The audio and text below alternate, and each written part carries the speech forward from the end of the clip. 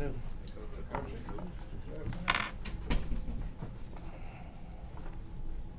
All right, Coach. Obviously, we got a PC game coming up, but also a couple of news items that came today. So. Right. First, I'd like to share from our program, the university, our thoughts and prayers go out to the family of Charles Lee, former player here in the 60s. Charles was a pioneer in some ways. Was the first collegiate African American break the color barrier in the state of Georgia in 1961, game versus Oglethorpe, and numerous articles been written since about the game, and just saddened to hear that news. We really look forward to maybe having an opportunity for Charles and his family, to spend some time back up here at Rhode Island at some point, and it didn't work. So unfortunate, but truly an amazing legacy. And again, would like to share our thoughts and prayers, condolences out to Charles, his wife, and his family, specifically down in North Carolina today. Second, on the docket, just address David Green's waiver denial.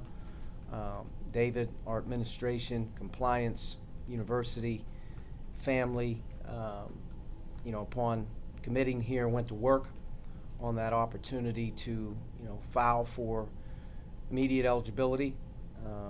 He's in the same situation as countless players who've transferred multiple times, and he felt, his family felt that he had a great case to be able to present on why he should be eligible, and we believe that he met every criteria.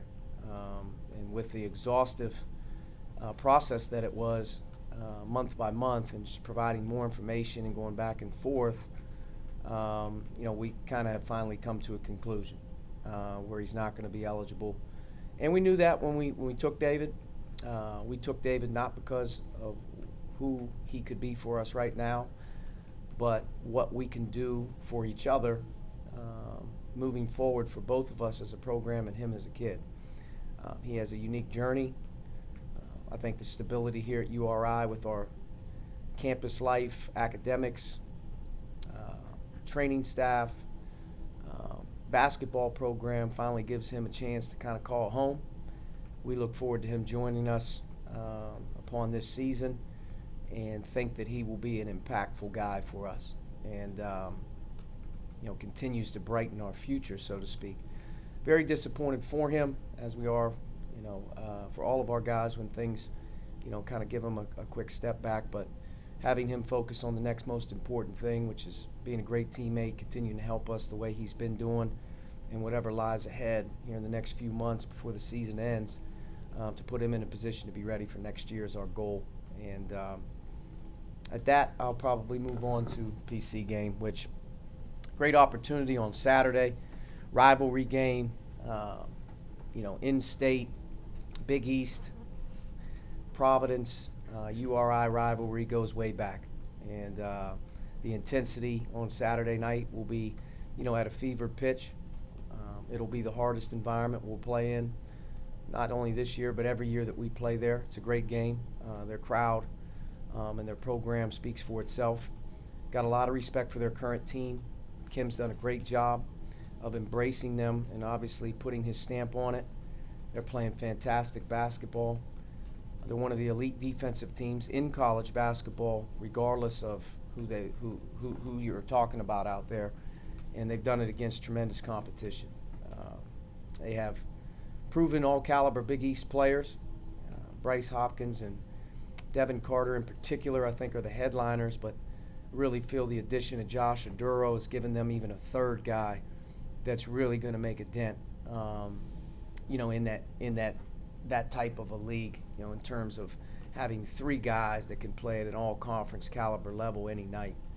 But they're doing it with defense. They've got great role distribution right now. They believe in what they're doing, and I think at home they play at a warp speed off of that defense. But we got our work cut out for us. But it's an unbelievable opportunity for our team this early in the season to see that adversity that you're going to deal with the rest of the year. And we don't believe we have a player on our current team that's actually even played a game at PC. So we're going in there a little wet behind the ears. We're going to have to deal with the elements, and it's going to be much more about us handling adversity, sticking together, and playing a sound game and competing. Competing a lot more of what we did in the second half against Yale is going to be required for 40 minutes, and I think that's something we look forward to doing, as a group, is to see how much better we can be, in this environment Saturday for longer stretches. Upon that, I'll open it up.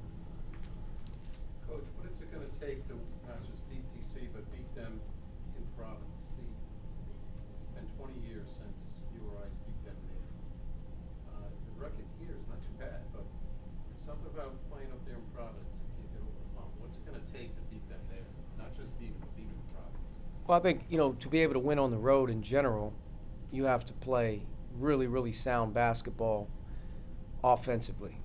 You have to take care of the ball on the road. And especially in an environment like that where it's frenzied, that can really spiral you when you don't take care of the ball. I think the second thing in dealing with this team, or in general on the road, to go in there, you're going to have to hold serve on the backboard. It doesn't change, in reality, any game, but holding serve on the backboard in that type of game, in this type of game, is for men. And if you can take care of the ball and you can hold serve on the boards, most nights you're going to have a pretty good chance of being right there. And I think those two things will stand out in this game, as they have in some of our games against the competition level that's been at their level, which is taking care of the ball and rebounding the ball. If you look at whether it's Northwestern or Washington State or Yale in the first half, there's an inability for us at times to really be ball secure and also get, those 50-50 rebounds that they get a hand on because you don't, block out, whatever it may be. But winning on the road in general, it's hard to do. Teams that win on the road believe in what they do, and they also go in there and they're smart. And I think to be able to compete on Saturday, we're going to have to play our best game in terms of taking care of it, in particular in the first half. And we're also not going to have the opportunities to get away with not rebounding for 40 minutes. So I would say the two things, if they were in check in any game, but in particular on Saturday in Providence on the road against that caliber of team, you're not going to be able to deal with that environment without having both of those things go well for you. Coach, it'll be the first time they play in front of a full house, a sellout. It's going to be a hostile environment with a lot of defensive pressure. Are they ready for it? I mean, when you went to Mohegan, they weren't ready. It was something new and different. They didn't handle it. No question. Are they ready now, you think? Well, we're going to find out. We're going to find out. But I honestly think each game takes on its own elements. I think the hype around this game and, the energy level, the adrenaline that's going to be there, you're going to have to be ready to compete. That's the first step, is you're going to have to be ready to really compete and battle both ends of the floor. You're going to have to fight for offense and fight for defense. But, I think the early part of the game is going to be huge for us in terms of not, getting walloped there in the first 4, 8, 10 minutes. And we're no different. If you watch them play at home against Wisconsin, Building ate them up. Their defense ate them up. Wisconsin, I've seen them 1,000 times. They're really a team that really is ball secure, rebound, defend. They do a good job of muddying it up, and they got, really, really wore out in that game with the intensity level. So I think part of it is, you're going to have to really take a few punches there early on. We're going to have to respond, and I think that's a big thing about our team, is handling adversity, being able to stick together, being able to, clearly compete on to the next play after mistakes and whatnot, and not letting it steamroll you is a big deal. Archie, how much of that second half of the Yale game was a step forward for your team? You talked about handling adversity. Do you feel like that was some progress there, handling some adversity? Without question. You're not going to be able to, get down by 18 points and make any type of resounding comeback or without a positive response. And I thought that, a couple of our, returning guys, Josephat and Brandon, brought some energy level that was needed, some toughness into the game. I thought our defense played a lot harder in the second half, and it gave us more opportunities to get easy baskets at times. And I thought we had some guys really step up and make, game plays, whether it was Cam or whether it was Louis making some big plays. Tyson was really, really effective in the game. A lot of different guys stepped up and made individual plays, which is a good thing for our team because we're not a one-man show. We have a lot of guys that can do different things. But, without question, the response at halftime was positive. The energy level out of halftime was much better. I think what we're looking for as a group is to be able to start the game with a much more intense approach. We're not a team right now that's coming out of the gates punching. We're taking punches, and you're not going to be able to take very many punches, over and over and over again and have success. You have to be ready at the tip to be able to battle, compete, not let sort of that other team massage you and feel they just do what they want, and big deal for our group as we keep moving forward is to flip that mindset here early in games, the start of games, having your defense, be intact and be ready, and not, so to speak, getting overwhelmed. And Yale's a really, really good team. I mean, they really are. And I was proud of our team to be able to come back and compete against them in the second half the way we did. When you watch that film, more importantly, when the players watch that film, how much are you guys pointing out that, yes, this is the level we need to beat an elite opponent, guys, this is what it looks like? Yeah, no question. I mean, I think you take the tale of two halves from the Yale game and you watch the reaction-based plays. You're always reacting to them. You're constantly on your heels. You're not the aggressor. Second half, we were much more the aggressor. Not perfect, but much more the aggressor, covering for one another, making more hustle plays. And half the battle's playing hard all the time. And I think we have a team that doesn't play hard all the time. I think there's a number of different reasons for that, whether it's inexperience or whether it's you let your offense carry over to your defense, whatever it may be, playing time. We're still new to it. But the second half, I mean, you saw winning plays. You saw guys really, really playing to win. I told Jaden House yesterday, I thought maybe Jaden didn't get the 20 that everyone wants him to get, but I thought he played to win. I thought he was a great screener in the game. I thought he played very hard. I thought he made timely plays. And I thought he played his most complete game here as a player that competed to win and played to win. We need more of that, not worrying about how you're playing, but worrying about doing the right thing. You talked about the stamp that Kim's put on Robinson's program so far. Did you see any sort of flavor of that with Mason when you saw him come here last year, particularly with a guy like Aduro and what he can do? Yeah, I mean, I think Kim's approach is terrific. I think you watch his teams play. I think they really try to get after it. They play with great effort and toughness defensively. They have a system they believe in, and that's carried over. I think offensively, you're watching a new team with new guys, but for the majority of the time, you can put a stamp on them in transition and the way they share the ball and utilizing their good players in certain ways. But yeah, no doubt, there's no indecision when you watch them play in terms of boy, they're struggling to buy in, or they have great buy-in. I haven't seen them. I'm not their coach. I can't say they're perfect, but I haven't seen them play a game this year where they look discombobulated or they're not all in, or they are playing the right way. They're playing hard. They're playing very physical. They're tremendous defensively. They've been tremendous defensively in every game. That's really been their hallmark. Offensively, they're getting better every game, and they're trying to do it without some guys in certain positions every time out. But, in my opinion, I think Aduro's a huge add. I think he's a terrific player in college basketball right now against anybody. And I think, like I said before, I think they have game changers that are back. And then they're blending in talented pieces around them that are now getting opportunities. So they've done a great job. They're off to a great start. I think they have a great team. And I think the bottom line with those guys is when we go in there on Saturday, we want to be ready to compete and put our best foot forward. Coach, as you get more comfortable just in the state in general, what does this rivalry mean to you? To me, Yeah. I mean, it's a big deal. I mean, first and foremost, you're in a state that takes 20 minutes to get across. You cross paths with everybody. PC being the Big East, having the Big East behind them. Basketball is important there. It's a basketball school. It's a basketball community. The state is really, really that way. URI has its own tradition, its own proud tradition. It's also a state school that has an alumni base. And when you combine all those factors, it's a unique blend of people crossing paths. It's once a year. It's home and away. it's a fantastic opportunity for everybody to go at each other at one point in time and get bragging rights.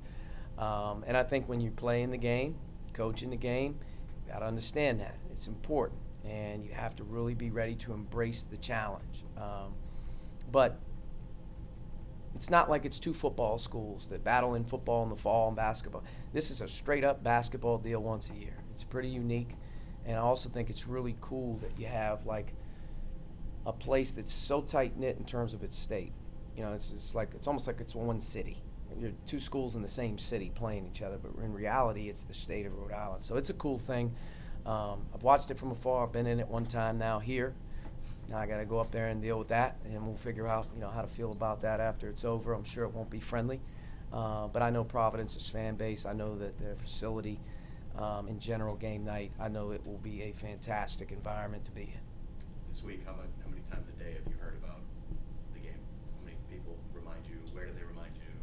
I mean, it's a big deal. I mean, you're going to get a coffee in the morning, you're going to get dinner at night, whatever you're going to do, it's going to be, that's the first topic of discussion. So I think, big thing is to, embrace it, have fun with it, at the same time, be ready. I think more than anything, you want to get on that bus, you want to go in there and compete. When you get off the bus, you want to be ready. When you get back on the bus after the game, you drive home, you want to be exhausted and say, man, that was a heck of a game, one of those deals there. But